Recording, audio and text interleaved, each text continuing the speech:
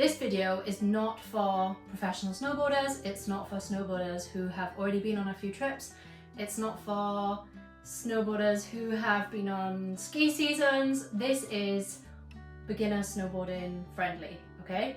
So I feel reasonably qualified in this area to talk about what to pack and what not to pack, and I'll give you reasons for everything, and if I've forgotten anything and you are a snowboarder, just stick it down in the comments. So without further ado, I'm going to start from like the bottom up because that just makes more sense in my brain. Should you buy a snowboard and take a snowboard with you for your first trip? No, not even if you're going to go away and do a ski season without ever being before, like I did. Don't buy a snowboard, and the reason why is because this is your perfect opportunity to try out a load of boards, try out a load of brands, figure out what you like. First of all, you have to figure out how to snowboard, and that will require its own board. But then once you get pretty good, you're gonna wanna get a snowboard that suits your style. So like this is my Battalion, bit of a park board, but I've also got a Nitro. But before I bought my first boards, I tried out like a K2, a Berta, and I tried out different like flexes and different stances. Like this one's super bendy.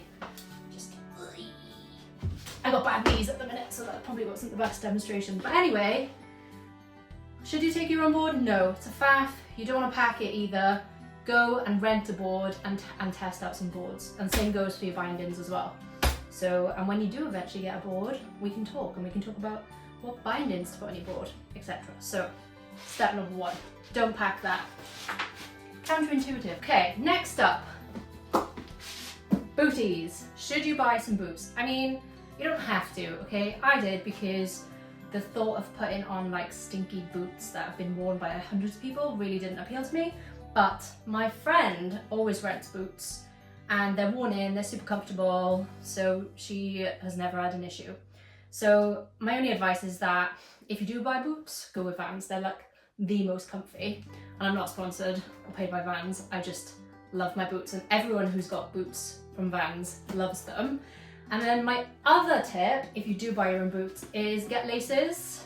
And I know they're not like high tech, and I know they are kind of old school, but if you get the boas, you will probably end up like replacing the boas a lot sooner because they can stretch and they can wear and they're a pain to like replace. Whereas if you break a lace for whatever reason, I mean they're pretty sturdy, but if you did break a lace, then they're pretty easy to replace, right? So longevity, get these. Now, let's talk about socks. So I'm a bit different, this is just me, but I actually just wear normal socks on the mountain. Sorry. And the reason that I wear normal socks is that I tried ski socks and I don't know, I'm just not convinced that they're better than normal socks. I feel more comfortable in normal socks. I also take socks with like different lengths at my calf, because what you'll find is when you're like strapped in really tight to everything, you'll end up with like creases and seams from everything. And to have like the same crease in the same spot every day for like 7 days or however long you're going, that's just like a bit much for me. So I like to keep my legs nice and fresh, and fresh pair of normal socks. And also normal socks don't cost that much. Like if you look at ski socks, they are quite expensive. So that's my tip. But if you do get socks, I hear, you know, the merino wool one's pretty good. Next, what do we put on after our socks? Next, we put on base layers. So these are my base layers. I actually designed these myself, but I don't sell them anymore, so you're out of luck, sorry. But get yourself some moisture wicking base layers. You want them like tight to your skin. You want ones that aren't gonna smell after like 1 day. So just do your research for your base layers that really suit you. And I like the ones that are kind of like thermal, so fleecy on the inside, but then kind of smooth and stuff on the outside. Get yourself base layers, definitely pack those. The next thing you're gonna wanna pack, I'm right, don't come at me, because this is even if you're not a beginner, like if you're a pro, these are 2 different sizes. Anyway, knee pads. These are like dance knee pads, and they have saved my life. So when I first learned how to snowboard, I smashed my one knee so much from doing toe turns that I lost like feeling in my knee completely, and it almost put me off like snowboarding forever. Obviously didn't, but if I had these, I feel like I would have progressed so much quicker, because obviously you don't feel anything if you smush your knee on some ice, it doesn't matter. So I recommended these to my friends who are like very keen snowboarders, go every year, like done loads of seasons, and they're game changing, because if you're waiting for someone on piste and you're just resting on your knees, like just to rest, they're just amazing and phenomenal, and a bit of extra knee support as well. Get yourself a pair of these, definitely. What else? So far, we're mostly dressed. Now, let's talk about obviously you take some mid layers, so depending on how hot you get, like the base layers I've got, I can probably just wear with my outers, which is a shell like this. So if you're snowboarding, don't fall for the trap of like getting tight salopettes or ski pants.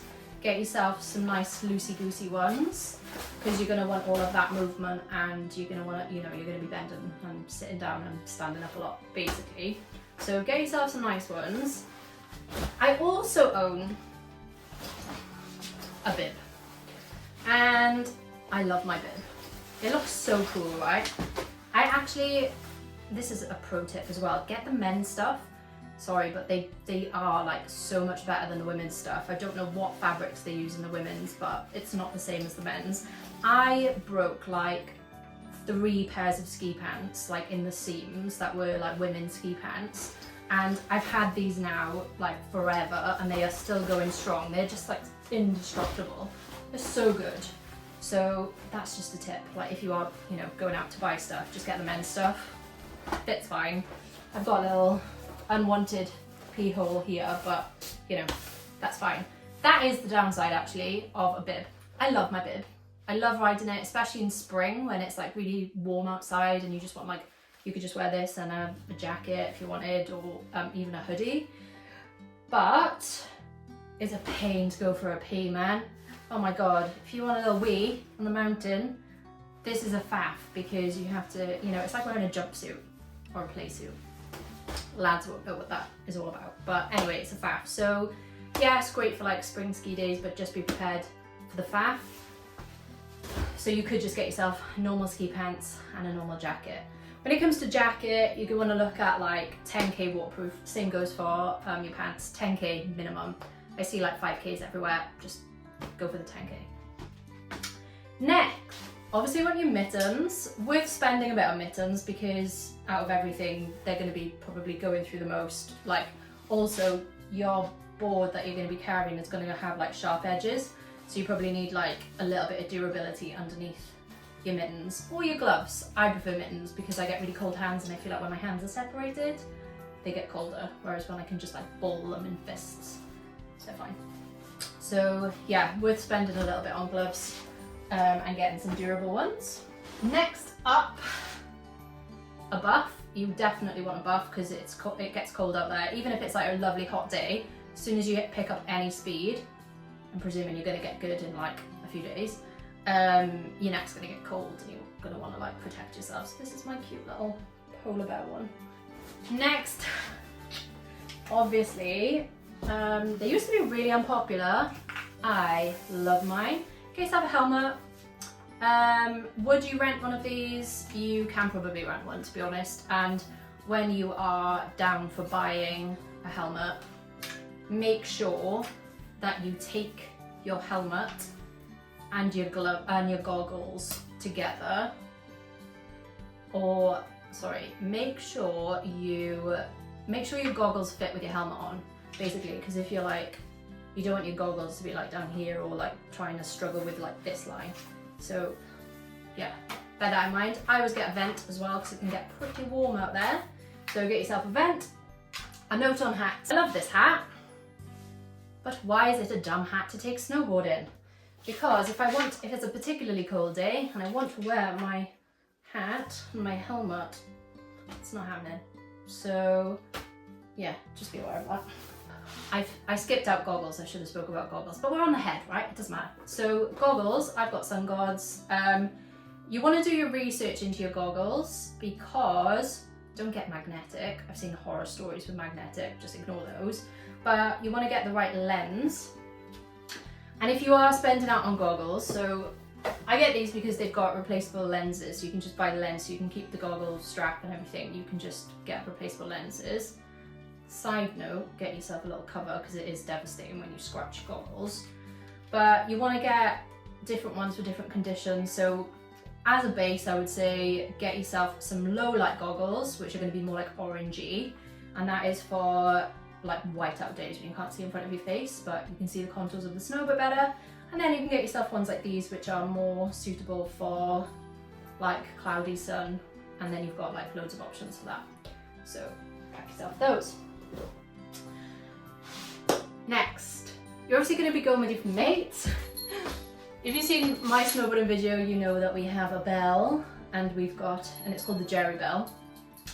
And the Jerry, what the hell is a Jerry Bell? Why are you asking me about a Jerry Bell? So if you do something dumb on the mountain, like fall over, leave your mittens on a gondola, I don't know, leave something at home for the day or whatever, that's called a jerry, like being a jerry or doing a jerry. So me and my friends invented the Jerry Bell, where essentially if you do something dumb, you get the Jerry Bell. So when you're riding around, you get a ding-a-ling, so everybody knows the Jerry's coming. And then it kind of gets passed on. So if someone else does a Jerry in the group, they're the Jerry Bell.